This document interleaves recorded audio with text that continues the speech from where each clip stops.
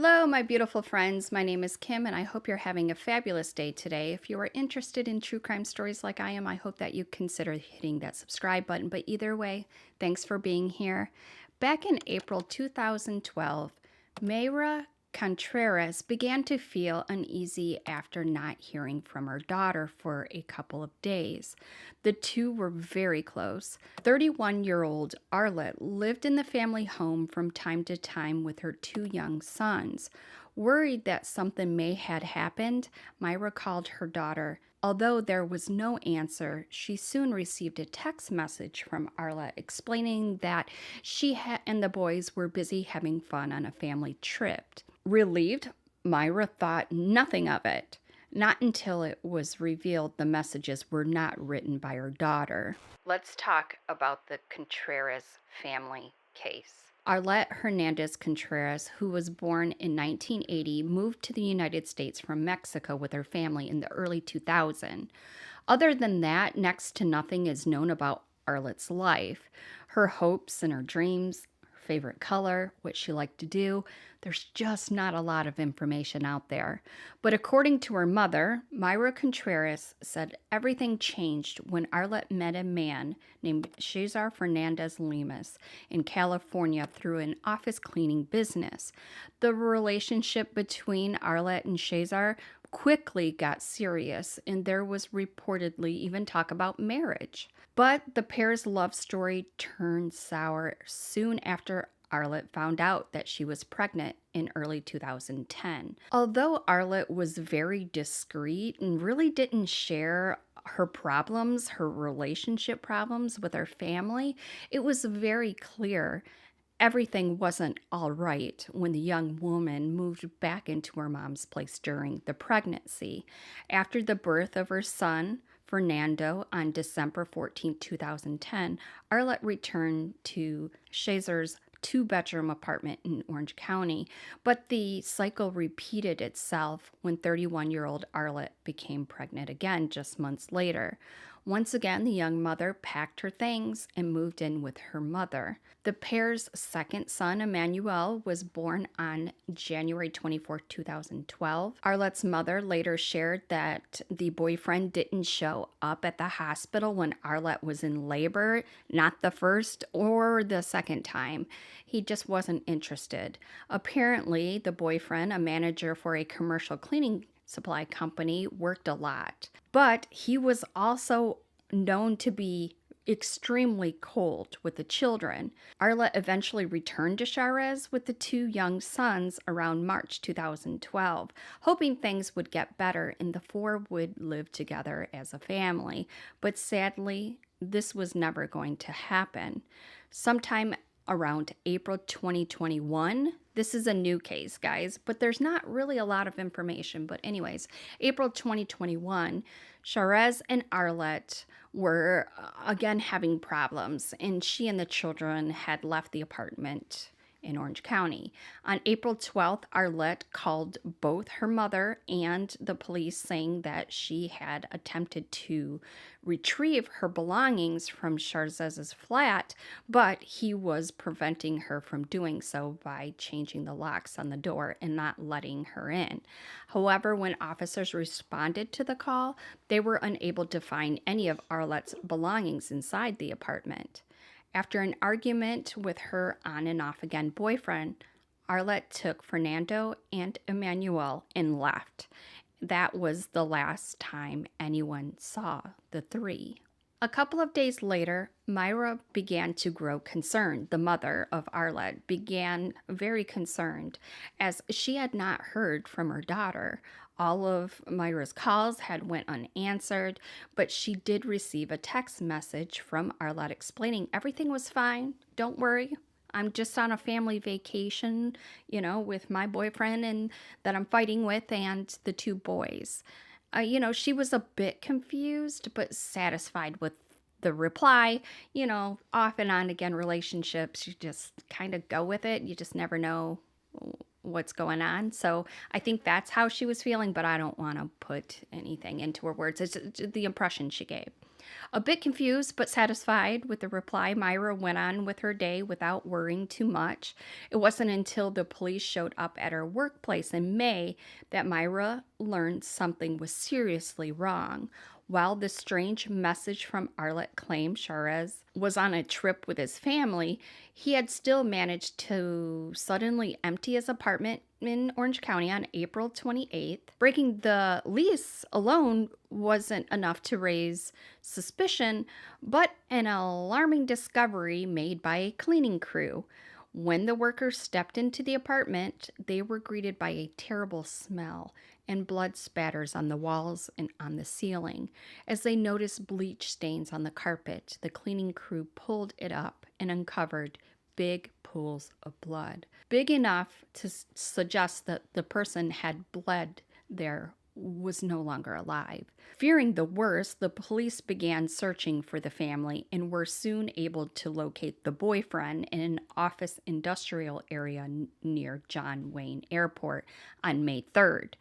But instead of agreeing to speak with the authorities, Charez sped away, causing a high-speed chase on a freeway, and only ended after the police used a spike strip. This man is outrageous. What does he think he's going to get away?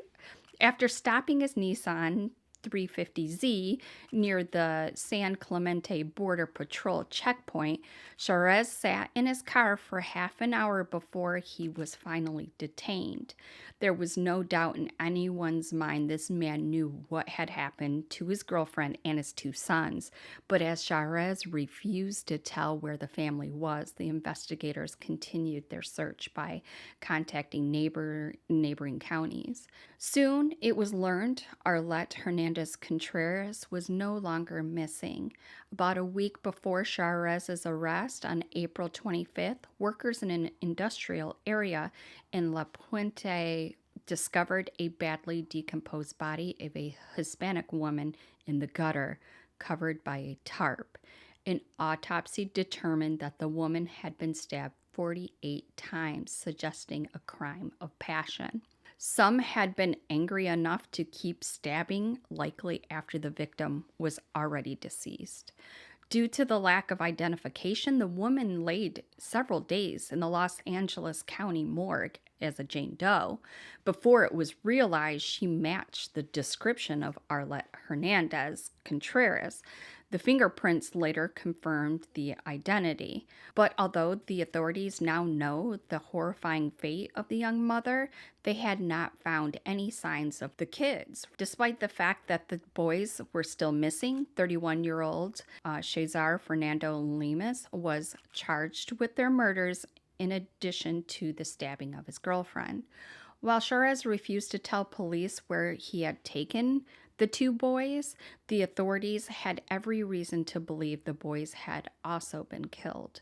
The authorities continued to search for Fernando and Emmanuel, but all of their efforts, including using cadaver sniffer dogs at the Brea landfill, were in vain. Soon days turned into weeks, weeks into months, and months into years without the bodies of the two little boys ever being found. To this day, in fact.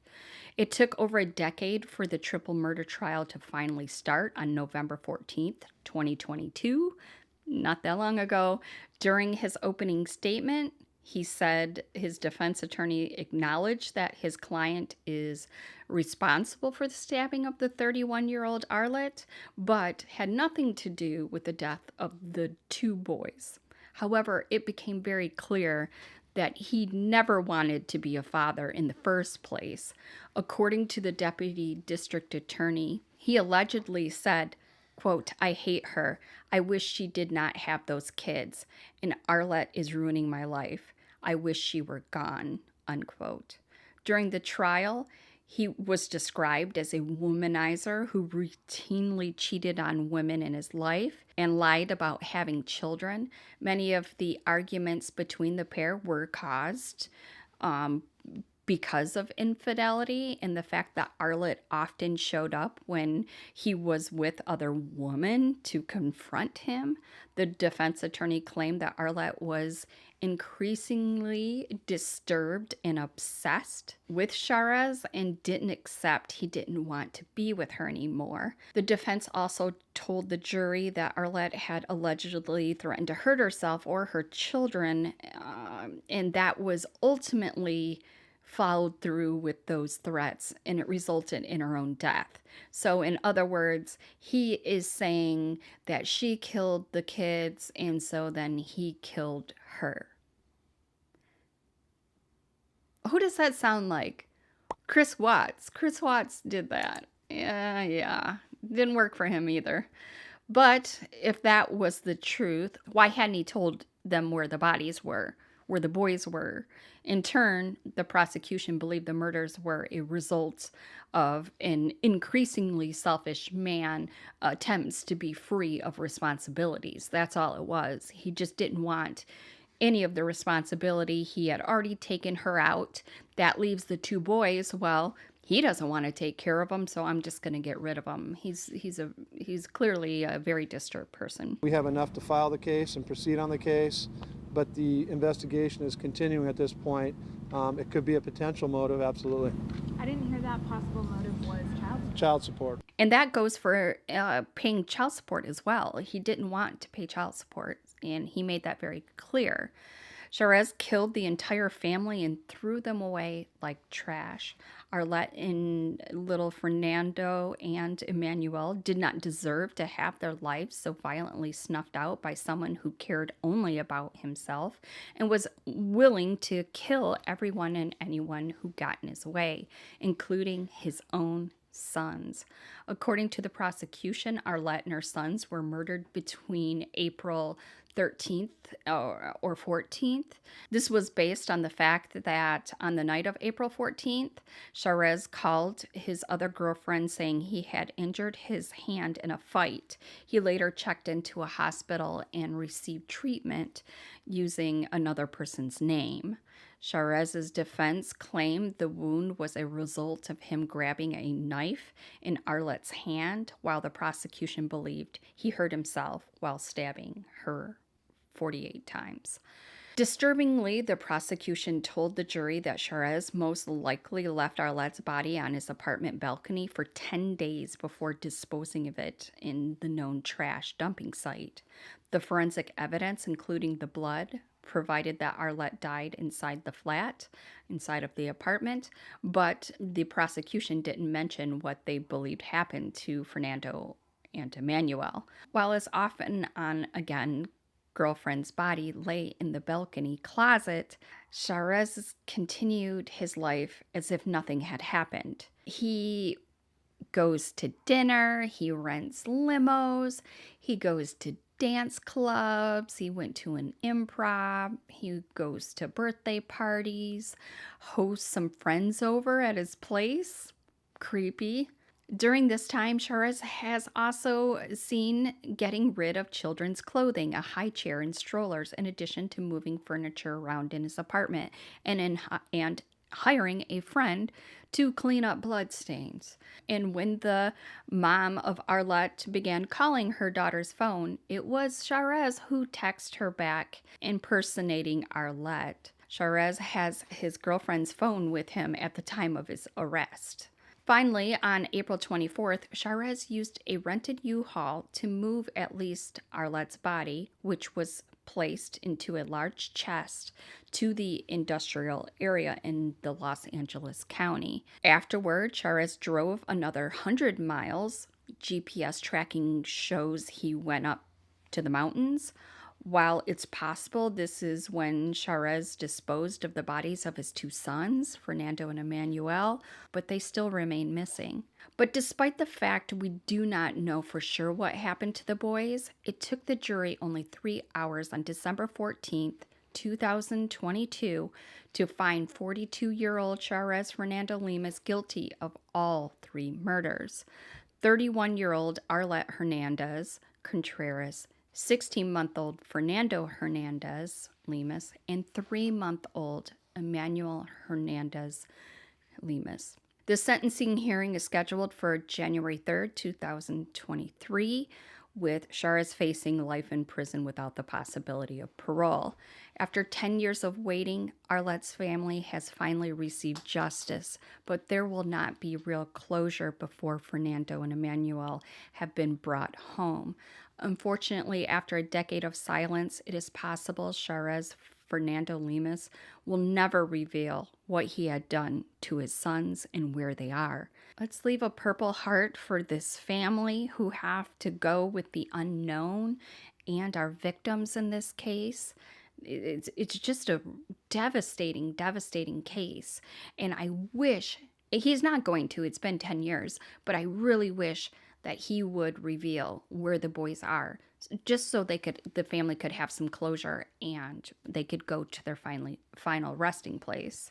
But that's about everything for this case. I just wanted a quick note. I have expanded my channel memberships to 4 different tiers and benefits.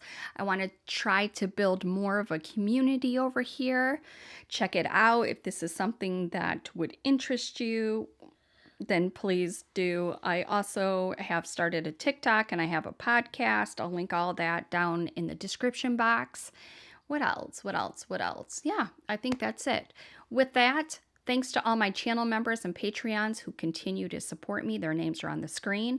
If you would like early access to new videos and decide the cases to cover next, you can do so by clicking the join button from your desktop, or there is a video in the description box on how to do it from your phone. Well, if you guys have made it to the end, you guys are rock stars, and I loved you to death. There are more true crime videos in my Crimey Cases playlist for you to check out. Stay safe, my loves, and remember, if you see something, say something. Bye.